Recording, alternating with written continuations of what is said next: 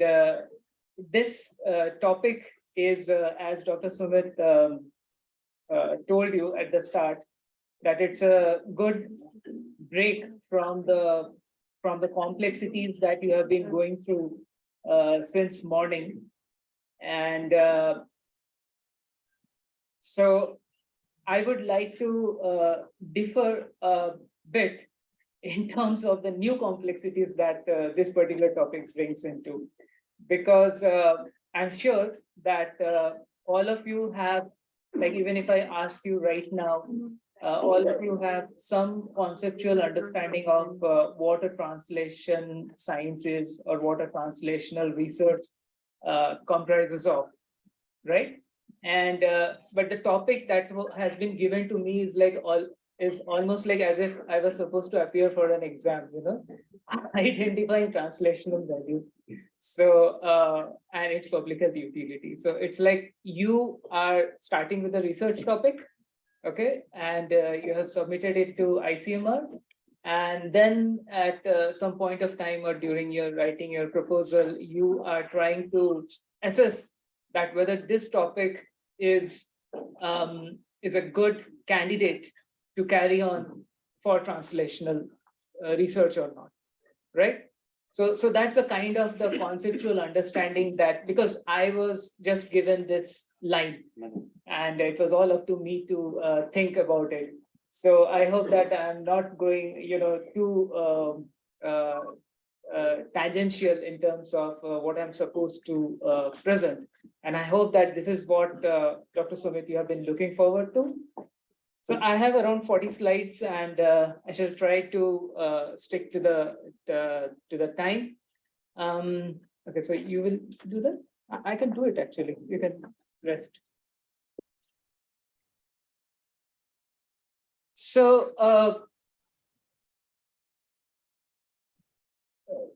there's a lag time, I think. Change the order. Okay.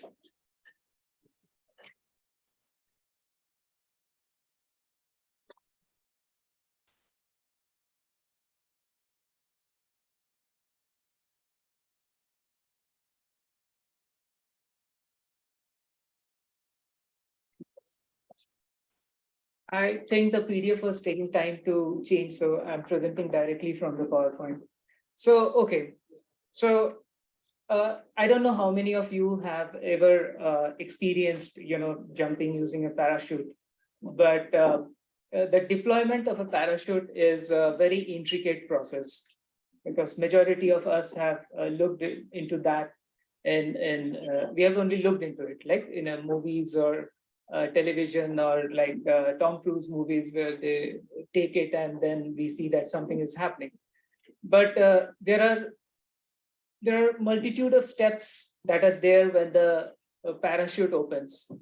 So the first thing is, like, there is a small chute, the pilot chute, which is at the top. It is just like a very small, like a small basket kind of thing, which opens up, and then it fills with the air, and it drags the bag where the entire parachute is folded, and the air drags into it, and that's how the strings open up. Now, to allow that process to happen, there needs to be a lot of experimentation which needs to be done in terms of the particular variety of the cloth that will go into that. That variety should be resistant to the temperature, to the atmospheric condition, to the height from where it is being used. Yeah, and so there was an incident when this particular thing, it works fine. The parachute opens up, and it has been tested in the laboratory. But when it was given to a troop, so one of the person who was well trained, and they jumped from almost 15,000 feet from the flight, and then at the height of 9,000 feet, they were supposed to open it. And he tried a lot, but it did not open. Okay. So what happened in that particular case was they were all well trained, but the system was also fine. It works. But the problem there was that the main hatch, which was supposed to be on the right side, was actually on the left side. So that particular individual has got something which was on the left side. Why I'm telling you this story actually. So you see that the parachute is there. It has gone through rigorous experiments in terms of its working ability, that it is able to work. But then it was supposed to save a person's life, translating into safe landing, which it was not able to do, right? So this is where actually comes what we call as that the technique that we have, okay? And we have multitude of techniques that we have in terms of our examples of health sciences. But are they getting translated in terms of, like in this case, saving the life and a safe landing? So are they getting translated in terms of what they're supposed to do, in terms of improving the life, the quality, and the health of the people for which it is supposed to? This is the basics of translational science. So say, for example, here, the deployment has been tested. Same example. It has been tested in a number of trials. Trials means not actually RCT, it is just like testing number of times. And every time it has been tested, it has been corresponded with a safe landing. But you see, like as in this small toy example, you see that every time the deployment happens, there is not a safe landing. Okay, so you cannot predict it, which means that empirically, that the parachute works, the deployment process works, that is known, that is perfect, but the predictability is not there. So this is the second premise of the gap between the empiricism or the empirical part that we have a theory and this should work, and in the practical situation, the predictability that this particular thing, when taken to the masses, will work or not. So that's the second premise of the translational science. Okay, so this is the gap which is there between, on one side, the discovery of a lot of interventions, all successful interventions or treatments or molecules or genes or proteins. Okay, but there is no commensurate benefit, the therapeutic benefit in terms of what it is supposed to do. There is no utility in terms of improving the softer aspects of the counts that we do in health technology assessment. That is, there's no improvement in quality of life, or the DALYs are not being prevented, or it is not reaching all to whom it is intended to reach. So this is the gap that is actually the fundamental aspects of the translational science. And then there are certain terminologies like what exactly is the translation. So this bridging the gap from empirism to the predictability, this process is known as translation, or we can also say going from discovery to intervention. And this entire concept is known as the translational science. So there are various reasons that are identified in terms of why this particular thing happens between the identification of the core concepts and then taking them up to the level of the population for actually for their use. It is said that for right now the cost of getting a blockbuster drug is almost close to like 20 billion US dollars, because it actually takes into account all the other drugs which start from a promising molecule, but they don't go up to the level of a candidate system. So this is not only about the drug, but also about the any other systems that I will just come into in a while. And this gap, as you will see in literature, this gap is known as valley of death.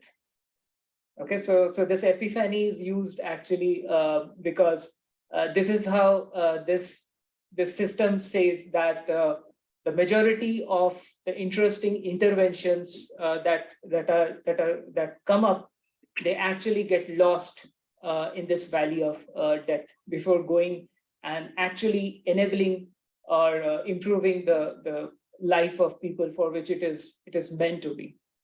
And there are a lot of reasons why this happens.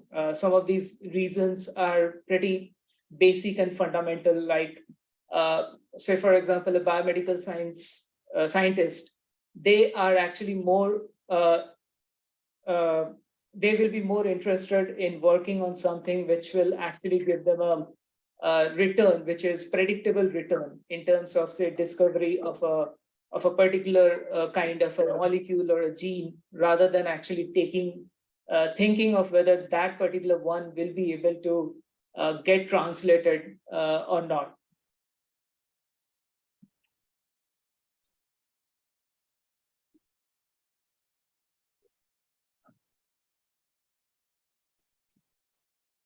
Now, when we go from, when we look at the translational, this continuum, there are a lot of terminologies which are there. And when we say translation, there are two or three things. What is it that we are supposed to translate? At what stage the translation is supposed to happen?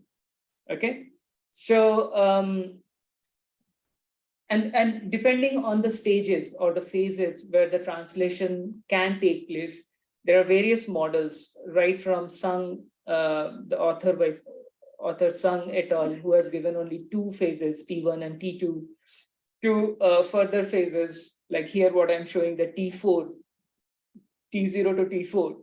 So the T0 is actually the basic science research. Okay, so and see, these concepts are not usually taught in a regular classes and lectures. So that's why you will see some repetitive thing in the way I have designed my presentation, so that something, if you have missed in the previous slides, will again come up. So you will actually, by the end of the session, you will be able to understand the entire concept. Because the idea is that after knowing all these things, you are supposed to understand and identify whether your research has the potential to be carried on as a translational research or not. So T0 is actually the basic science research, where when we say basic science, it is mainly before it has reached the humans or the clinical part. Okay, so mainly it is it's actually mainly based on the cellular or the subcellular or the molecular level, trying to understand the various proteins or genes or their processes, and the second stage is going to the humans, where the phase 1 clinical trials are the example, where the proof of concepts are actually taken up. So when we talk about translation for a scientist who is mainly a biomedical scientist doing a basic science research, for them, taking from T0 to T1 itself is a translation. Okay, so they need not restrict themselves in thinking that I have to take it all the way up to the community and scale it up. So their work could be even translating it to the next level. Okay, so that itself is translation. The T2 phase is translation to specific patients, where we talk about the phase 2 and the phase 3 randomized clinical trials. The T3 is actually when we say that, okay, I have this particular information coming up from 4 or 5 RCTs. What is the level of evidence, the status of evidence as of now? And then I pool all the studies. I do a systematic review. If quantitative data is there, I do a meta-analysis, and I do a grade grading, okay, using the grade methodology in terms of categorizing the level of the evidence. So that is actually the translation to the practice. Based on those reviews, the guidelines are written. So if you take up any guideline for tuberculosis or HIV, if you go into the annexure pages, you will see the systematic reviews and their strength of the evidence, which is based on the grade criteria. So that's actually when you're taking the translation to the practice level. What it means is that now it is not research anymore. It is going to be a standard of care where once the patient comes to a hospital or a private clinic, this is what is supposed to be used, right? And then from there, how do you take it to further to the community? Okay, so at the population level, where you actually are scaling it up. So there comes the importance of the dissemination and the implementation research. So you have the various methodologies of implementations research like hybrid 1, hybrid 2, hybrid 3, etc. So that's how it works. Now you can actually imagine like when you are writing your proposal, you know very well that where that particular one is situated and what is the translation potential. You look at it. Okay, I'll again come to it in subsequent slides, like how to look into that, some overall guidance about that. And so that's how a particular researcher can actually look at the translational step that they would like to take from the previous one to the next one. And so again, like there are definitional issues. Okay, so what do I mean by definitional issues?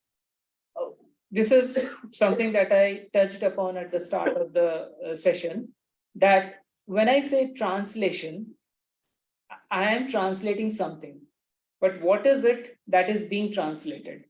Okay, so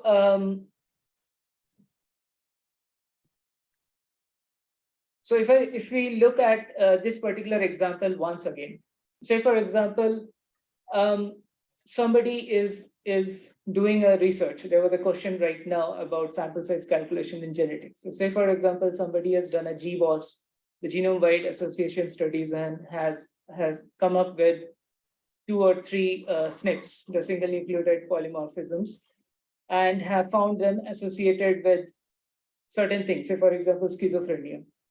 Now, the second step that they have to look at when they are actually going to the next step is how those SNPs actually are linked to the genes. Okay, so whether they are situated in the intronic part or the exonic part, and what kind of proteins are they affecting. So basically, what is the pathway analysis? What is the pathway of that molecular mechanism? Now you see, between this example, the unit or the thing that was identified initially was something else.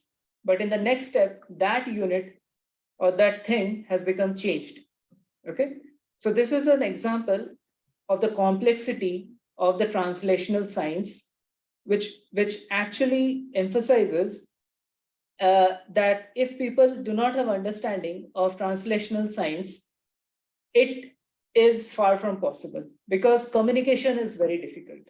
Because some person who is working core in genetics to identify those things, and if they do not have the link with the subsequent parts, the communication itself will be a problem, because they are limited in their own understanding of what they are looking forward to, because that particular thing changes from level to level as we move on. The next level, it's not the SNP anymore. It's actually the gene, from there the molecular mechanism, and then the particular protein. Okay, so say for example, in the Alzheimer's, the P53 is actually the office, right? From where it moves to the potential new drug. And then at the drug stage, there is not one drug, because there are a lot of mechanisms which can actually work, and where all those interventions can be done in terms of the blocking or opening up the pathways. And accordingly, there will be multitude of drugs. Which drug out of that is the candidate drug to carry it on further? Okay. And then once that one or two drugs have been taken forward into the animals and the humans, so what is their variation in that population? I mean, in that particular clinical scenario, the trials, and then, as I explained, the systematic review, the guidelines, and then finally how best to implement. Okay, so this is like this is definitely not a simple thing. Okay, so somebody who is at this end and somebody who is doing implementation research to disseminate something, people they don't talk, because it's all discipline wise, right? So somebody who is in, say, public health or have interest in public health, they are doing implementation research. Somebody who is a clinical scientist is doing clinical trials, and somebody who are there in the biochemistry or the genetics and molecular biology or molecular epidemiology, they're looking at this particular thing. So how this particular connect happens? There are not many people who are like, who is an epidemiologist and also has a knowledge of the molecular epidemiology. Okay, I happen to be one of them. So, sorry. So like that, actually, this particular knowledge is very important, which means that how do you place yourself, your research, at what point, and then what is that next level you can look at, okay, in terms of the translation. And I don't have to say this, that then definitely this is not a single-handed process. I mean, you cannot do it yourself until unless you team up, and until unless you go out of your own limits and talk with people across the board. And translation research is not one-way route, it's a bi-directional. Because if something comes up in the subsequent stage, say for example, interaction with the clinicians in terms of the specificity of the drug or the intervention, then it can actually go back as a feedback to the previous step.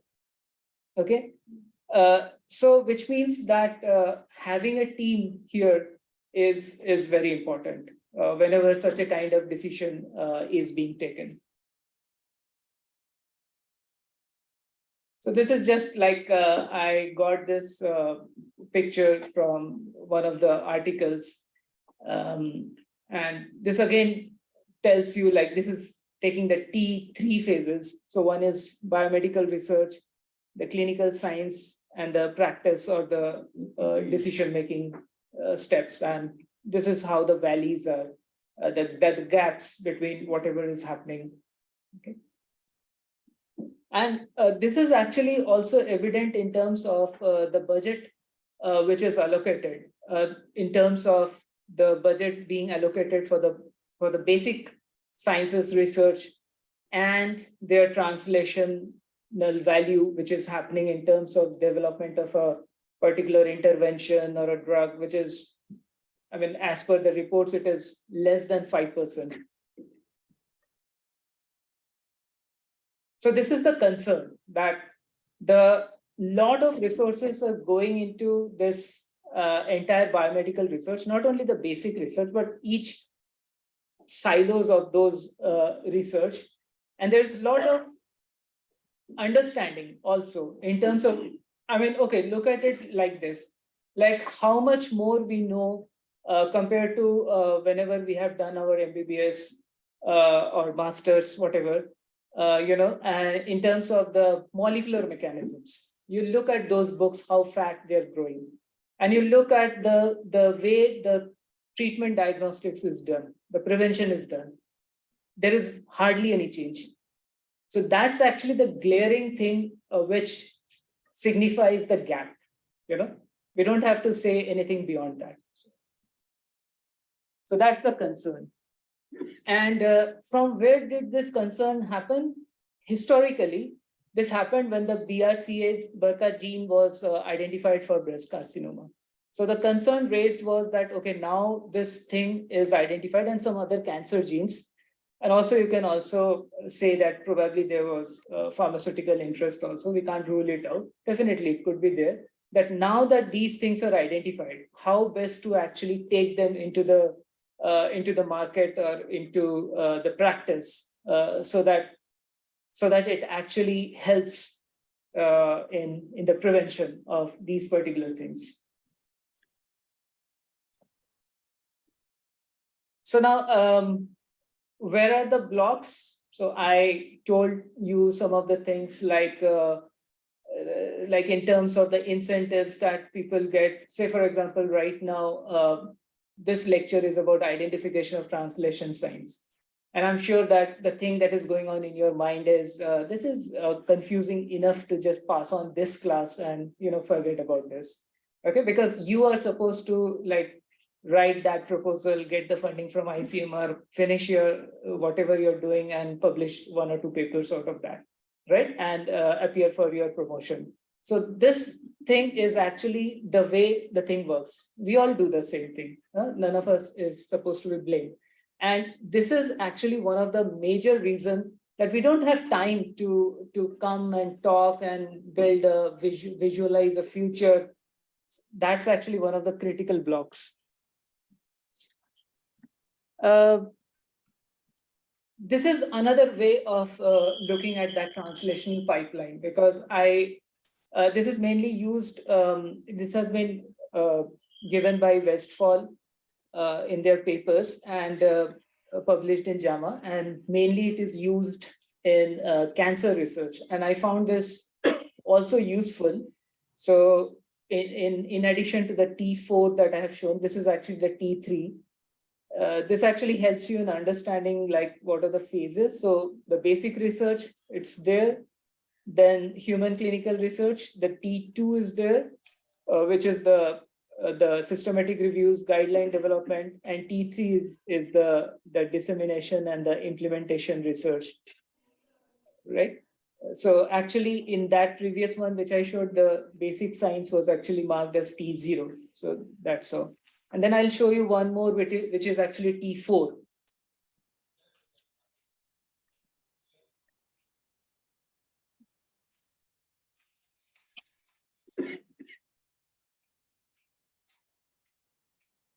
Okay, so this is actually some of the steps which highlight in terms of the steps that I have alluded to in my previous slides. So what are the various levels of the translation?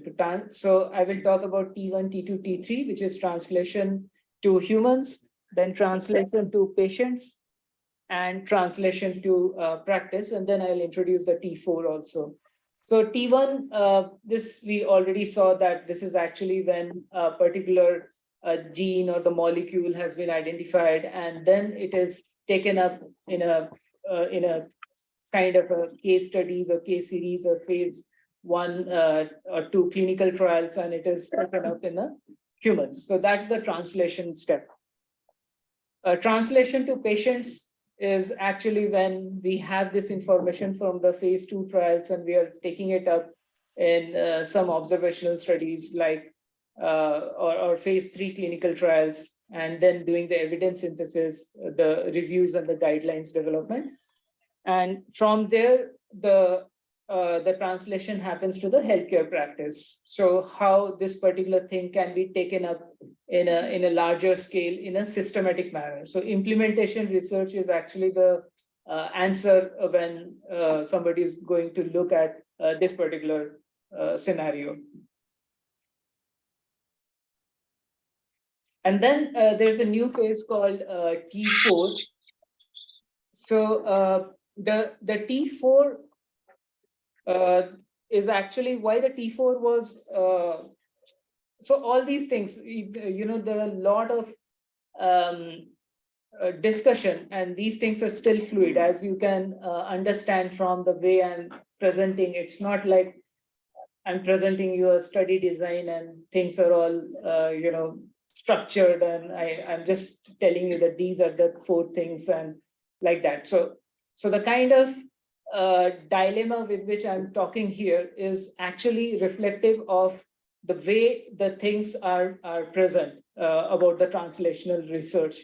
And so as subsequent authors have come, so there's one person, a scientist called Moin Khori, who works in genetics in CDC, and he has proposed the T4. So T4 is actually, it spells out clearly that how this particular intervention is going to benefit, which means here it talks about finally the outcome research, or what we call, I mean, as part of the title of this class, the utility of that particular one. So the utility concept has been introduced in the T4 directly.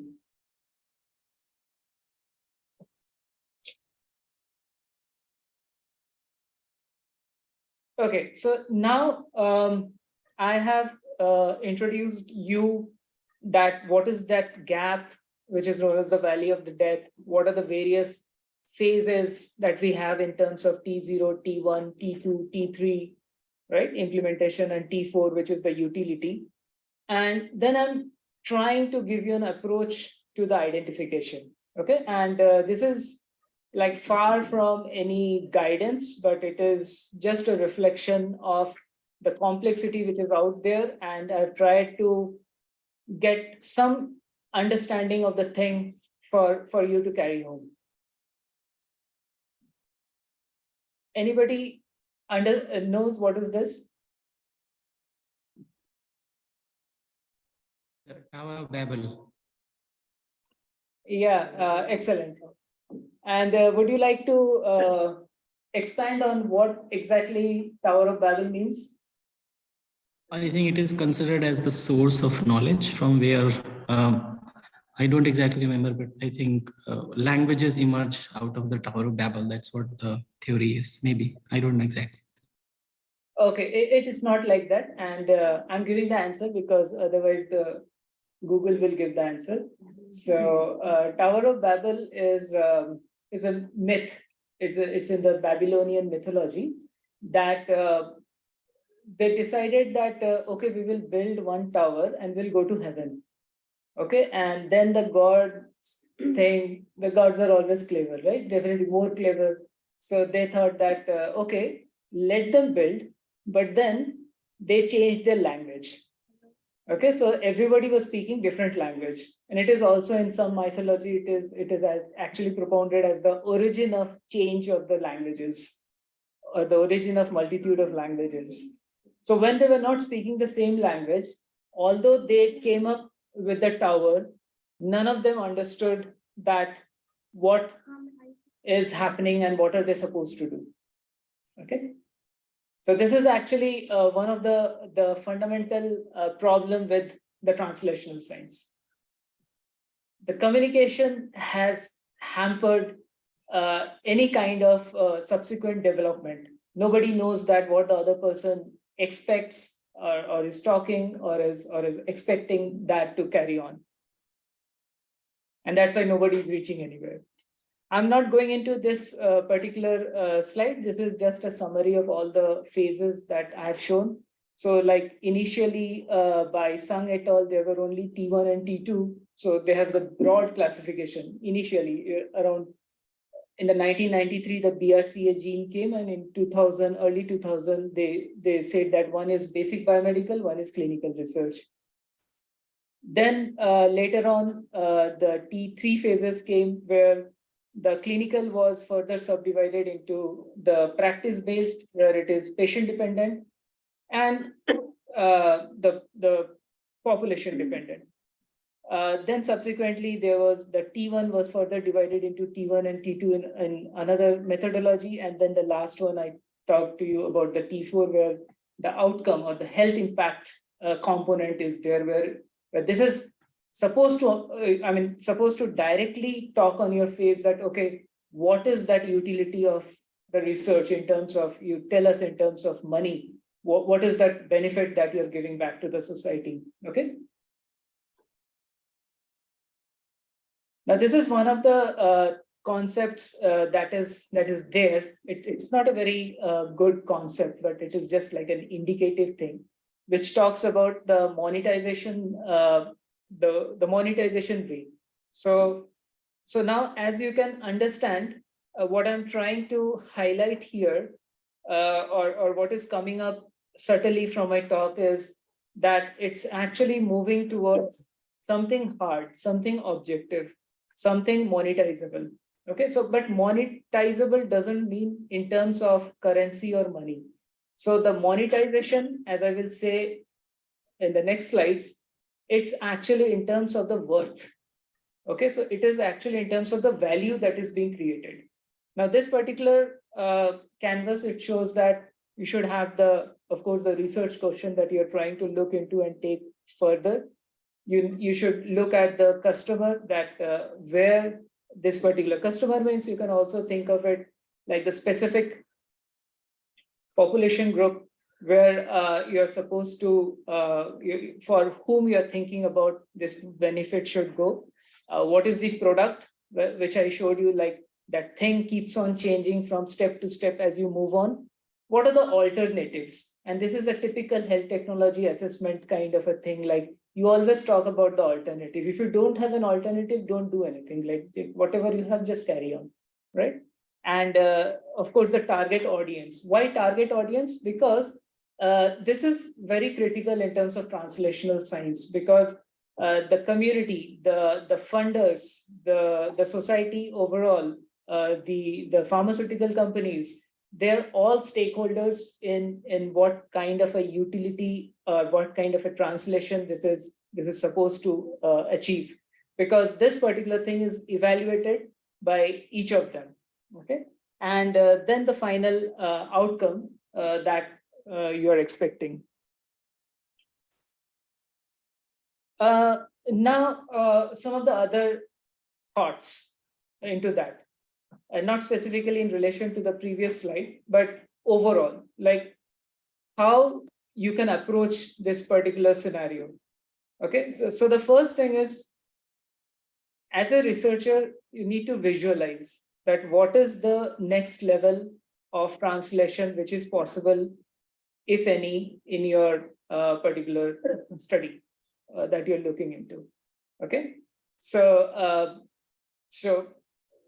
we are actually looking for some sort of a discovery that is happening, if it is not at all a public health research, say the basic sciences, and then what kind of an intervention for what disease and in what population, and then identification and justification of that to justify that why that particular component is a good target. And the other thing which is important, very important in translational science, is evaluation, because all the translational methodologies that are developed are actually evaluated by regulators, the physicians, the society, the patients, the health technology assessments, and all of them have their own criteria. So there is no one single criteria, and that's another layer of complexity which is there. So the translational researcher needs to understand not only the scientific basis, of course, that's there, but they also need to understand the industrial and the market logic of how that particular thing will work. So which means that, say, for example, if we take example of a technology like gene editing, or like induced pluripotent stem cell, where that stem cell the particular cell can go to the stem cell embryonic kind of thing and can be remodulated into any other cell of the body. Now, if somebody says that, okay, I want to use this technology and use it for this particular organ, then the question is, why not for the other organ? Or why only this population? Why not for the other population? So whenever the funding is required for translational sciences, this justification is very much critical. That framing a problem, and that is that particular disease condition which is being discussed, and what is the solution, that is the technology which is available, and what is the use, I mean, where it will be used, where it will be translated. So that alignment, justification of that alignment, which is a very subtle kind of thing, but this is where most of the things hit a block.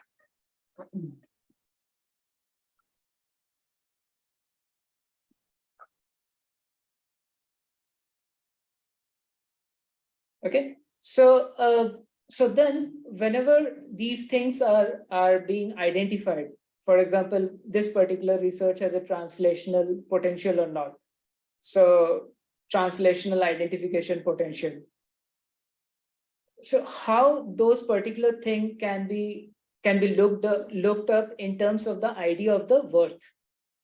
So that's where actually the title of this talk, utility, which has been given, it comes into the picture. Okay, so what is the worth? Say, for example, this particular example that I gave, the gene editing for cystic fibrosis. Now, is it worth for whom? Is it worth for? Right? So this is the clear example of health technology assessment, where the worth, you can have a health sector perspective, or you can have a societal perspective. Okay, of this is of worth or a value. Why I'm using the word worth is because the monetization that I talked about, that is not only in terms of money. So what is that worth, and what in terms of the worth it is being calculated? Okay, so utility, when you look at the health economics, the utility is not actually in terms of money. So it is in terms of certain value which is being obtained. So that's the difference between cost benefit analysis and cost utility analysis, right? And here also comes the concept of the ethics in the translational research or the translational sciences, because whenever this worth is being discussed, so then it becomes much broader, and then this worth also needs to take into account that whether it should be reaching to all the population wherever there is the unmet need. Okay, it should not leave out and in terms of the other principles of ethics like beneficence and non-maleficence, justification, justice. Okay, so so this concept of the value is actually one of the guiding principle for the overall decision making in terms of that particular concept that can be taken up for translation into the next stage, especially when you're looking at the alternatives out of the many research questions which are possible for you to take up. So again, some overarching guiding points: visualize the specific need, okay, in terms of the worth. Anticipate how the efforts will be evaluated by the range of different groups or the stakeholders. Of course, the scientific justification is required, and also justification is required in the light of the institutional logics. For example, if it's through the ICMR, then what is the focus of ICMR is also important, because that's how it takes into account the efficiency, okay, and in the timelines and the goals. Now, this is the last but one slide. This strategy, known as the multiphasic optimization strategy, is one of those strategies which are used in public health specifically in relation to translational science. So what it talks about is that in a classical approach, say for example, intervention is being designed, and the intervention has 4 subcomponents. So all the 4 subcomponents are taken together and they're tried to be implemented. Whereas in this optimization strategy, not all the 4 subcomponents are taken together, but during the initial trial of that intervention, cost component is also included in that particular intervention sets. And then they are actually optimized against the constraints in terms of how much money is available for intervention of that, right? And that's how some of the interventions are actually removed from the overall set of the components of the intervention. So finally, I will leave you with this story to again buttress the point that I've discussed so far. So around 1995, 1996, these two manufacturers entered the Indian market, okay, Hyundai and Ford. Both of them, same time, very good engineering, very good cars. They set up their plants near Chennai, near Vellore. And after 25 years, the market share is staggeringly different. Hyundai has close to 20% of the market share in India, and Ford has less than 2%. So what has gone wrong? Okay, and this story has come up like I think in the last 1 year or in 2021. Hyundai actually focused on the need of the people in terms of having a small car, fuel efficient car, good features, whereas Ford continued to harp on their engineering marvels. And the utility was perceived by the people in Hyundai compared to Ford. And that's why we are seeing this.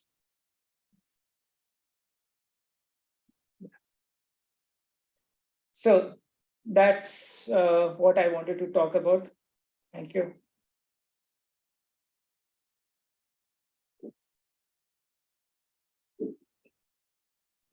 Thank you, Dr. Partha, although it was a new session for all and translational research as people are trying to learn what is new, and you have added so many aspects to in it. As you already said, it is not that simple, it's going to be complex again. So thank you for your session. So we are running late. If anyone put a question, we will answer on text call. So Dr. Suman is, I hope, there. I can see him. Hello, sir.